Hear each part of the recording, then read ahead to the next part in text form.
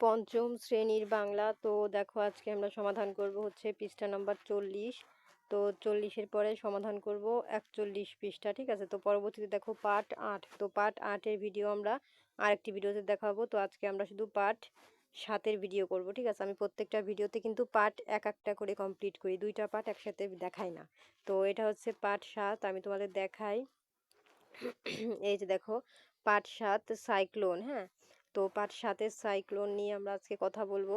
তো দেখো এখানে শব্দের অর্থ আছে এবং উত্তরও দেওয়া আছে, আর আমরা এখন 40 পৃষ্ঠা থেকে সমাধান করব।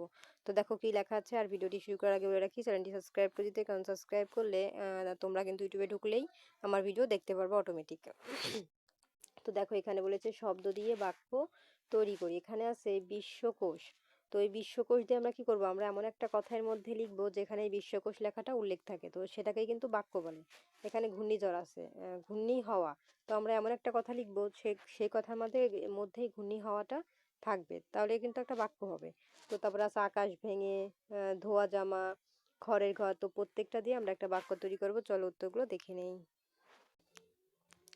এই যে দেখো আমাদের শব্দ দিয়ে বাক্য গঠন। তো প্রথমে ছিল আমাদের বিশ্বকোষ।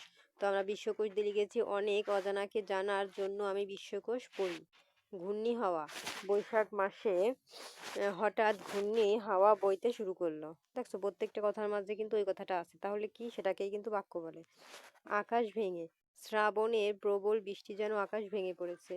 ধোয়া জামা, উৎসবের দিনে সবাই পরিষ্কার ধোয়া জামা পরেছে। দেখো এখানে কিন্তু ধোয়া জামাটা বলেছে। তো এমন একটা কথা তোমাদের লিখতে হবে, এই কথাটা যেখানে আছে সেই কথা আমাদের একটা কথার মধ্যে লিখতে হবে, তাহলে কিন্তু একটা বাক্য হয়ে যায়। এখন আছে খড়ের ঘর। এটা দিয়ে বাক্য কি হবে, গ্রামের অনেক গরিব মানুষ একমাত্র কম্বল এই খড়ের ঘর, একমাত্র সম্বল এই খড়ের ঘর। তো দেখো আমরা কিন্তু প্রত্যেকটি উত্তর কমপ্লিট করেছি। এখন দেখো 2 নম্বরে আমাদের কি বলেছে, যত পারি মিল শব্দ তৈরি করি। তো এখানে চাল আছে, চাল দিয়ে আমরা এখানে আর 2-3টা শব্দ লিখবো মিল করে। চালের সাথে মিল হয়, খইয়ের সাথে মিল করে আরো কয়েকটা শব্দ লিখবো। গরু, এর সাথে মিল করে কয়েকটি শব্দ, মোষ, তারপরে জোর, ছানা, এই প্রত্যেকটার সাথে মিল করে করে আমরা এক একটা শব্দ লিখবো। তো চলো উত্তরগুলো দেখে নিই। এই যে দেখো আমাদের মিল করা শব্দ চাল। চালের সাথে মিল করে আমরা কি লিখেছি, ডাল, কাল, তাল, লাল। দেখো প্রত্যেকটার সাথে কিন্তু মিল করা আছে। খই, খইয়ের সাথে মিল করে কি লিখেছি, দই, মই, সই, বই। গরু, এর সাথে মিল করে কি লিখেছি, সরু, মরু, তরু। মোগ, এর সাথে মিল করে কি লিখেছি, রোগ, ভোগ, যোগ। ঠিক আছে, প্রত্যেকটা কিন্তু মিল করে লিখেছি। তারপরে দেখো এখানে আছে আমাদের জোর। তো জোর দিয়ে আমরা মিল করে কি লিখেছি, ভোর। এই যে দেখাই, ভোর, চোর, ডোর, লোর। ছানা, এর সাথে মিল করে কি লিখেছি, দানা, মানা, জানা, খানা। এই ছিল কিন্তু সমাধান। তো দেখো আমরা কিন্তু মিল করে লিখেছি কোনটার সাথে কোনটা হবে, ঠিক আছে। এখন দেখো চলে যাব 3 নম্বর প্রশ্নে। এখানে আমাদের প্রশ্ন আছে, কবিতায় কোন প্রাকৃতিক দুর্যোগের কথা বলা হয়েছে।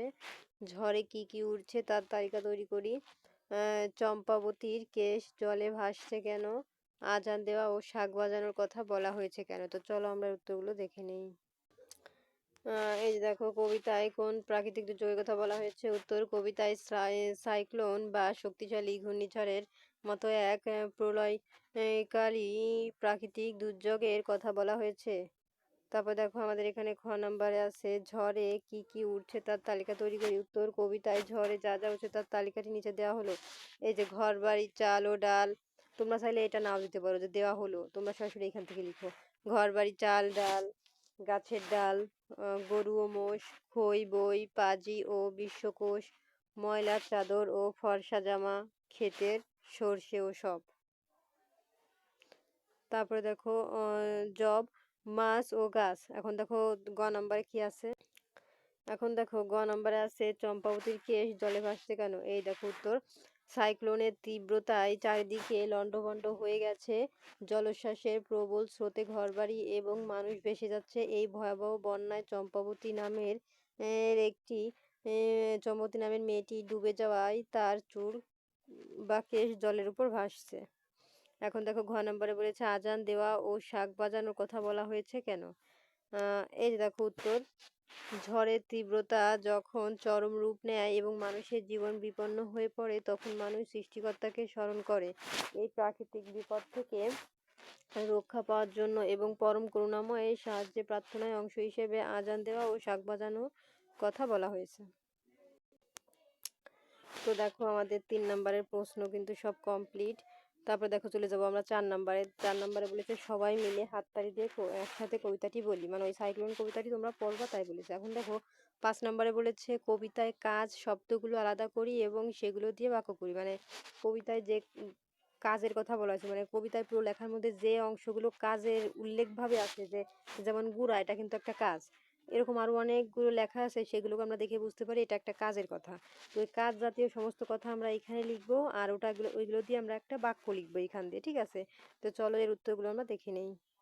এই যে দেখো আমাদের উত্তর, কাজ শব্দ, গুড়া বাক্য গঠন কি হবে? সাইক্লোনের প্রবল বাতাসে ঘরের চাল উঠছে। এখানে আছে ঘোড়া। ঘূর্ণি হাওয়ায় সবকিছু চারিদিকে চরকির মতো ঘুরছে। ফোলা বৃষ্টির পানিতে খালের পানি ফুলছে। তারপর দেখো এখানে আছে সেরা। সেরা দিয়ে হবে বাক্য, ঝড়ে নৌকার পালের কাপড় ছিঁড়ে গেল। ভাষা এটা দিয়ে হবে বন্যার পানিতে ঘরের ঘরগুলো ভাসছে। ডোবা, জলোচ্ছ্বাসে নদীর চরের ঘরবাড়ি ডুবলো।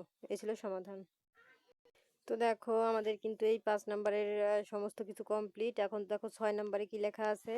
নিজের দেখা বা শোনা একটি দুর্যোগের বিষয় নিয়ে অনুচ্ছেদ লেখো। মানে তোমার দেখা শোনার মধ্যে একটা দেখেছো বা শুনেছো সেই বিষয়ে একটি অনুচ্ছেদের মধ্যে লিখো। তো চলো উত্তরটি আমরা দেখে নিই। এই যে উত্তর, একটি প্রাকৃতিক দুর্যোগ ঘূর্ণিঝড়। মানে ঘূর্ণিঝড় নিয়ে আমরা একটি অনুচ্ছেদ লিখেছি। তোমরা চাইলে তোমাদের মন মতন অন্য একটা অনুচ্ছেদ লিখতে পারো যে কোনো দুর্যোগ সম্পর্কে। আমি একবার একটি ভয়াবহ ঘূর্ণিঝড় দেখেছি। ঝড়ের সময় প্রচণ্ড বেগে বাতাস বইছিল এবং চারিদিকে সব কিছু লণ্ডভণ্ড হয়ে যাচ্ছিল। বাতাসের তোড়ে অনেকের ঘরের চাল উড়ে গিয়েছিল এবং বড় বড় গাছ উপড়ে পড়েছিল। বৃষ্টির পানিতে রাস্তাঘাট ডুবে গিয়েছিল এবং অনেক মানুষের ক্ষতি হয়েছিল। সেই ঝড়ের দৃশ্য ছিল খুবই ভয়ঙ্কর। তো এই ছিল আজকের মতন আমাদের সমাধান। দুর্যোগ নিয়ে আমরা অনুচ্ছেদ লিখেছি। তোমরা চাইলে যে কোনো অন্য কোনো দুর্যোগও লিখতে পারো। তো পরবর্তীতে পার্ট ৮ এর ভিডিও দেখার জন্য অবশ্যই সাবস্ক্রাইব মাই চ্যানেল। আর ভিডিওটি কে কোথা থেকে দেখছো অবশ্যই কমেন্টে বলো।